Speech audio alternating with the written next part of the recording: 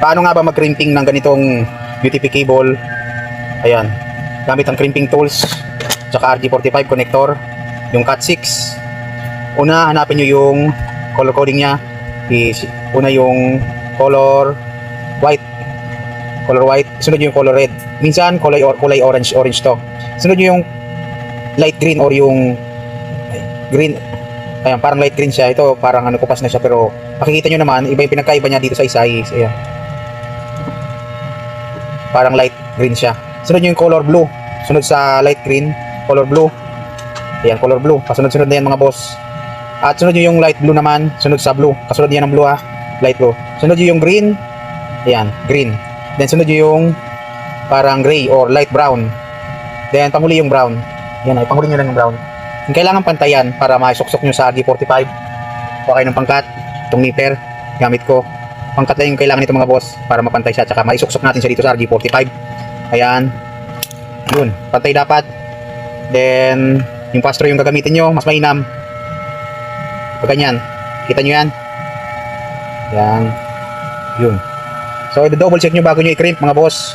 Una yung color white, yung red or yung orange yan. Sa iba orange yan. Yung light green, sunod yung blue, kasunod yung light blue. Then ano, pang-anim yung green, pang-pito yung parang light brown or yung color gray yan sa iba. Then pang-huli na yung brown, color brown, yung parang dark brown na siya. Ayan, wala namang kaibang ano dyan sa color coding, susundan nyo na lang mga boss. Ayan, kita nyo naman. Then pag okay na, crimping tools, isuksok nyo sa butas. Pag ganyan, ayan yung ano, yung parang stainless, ganyan, para ma-crimp siya. Didiinan nyo siya ng dahan-dahan, 2, 3, hanggang maipit, 4, 5, 6, 7. Ganyan yung ginagawa ko. O, kita nyo, maipit na. Kita nyo kung maipit, hindi na siya dumudulas or bumabalik yung pagka-crimp niya. Then, kuha kayo ng pangkat mga boss.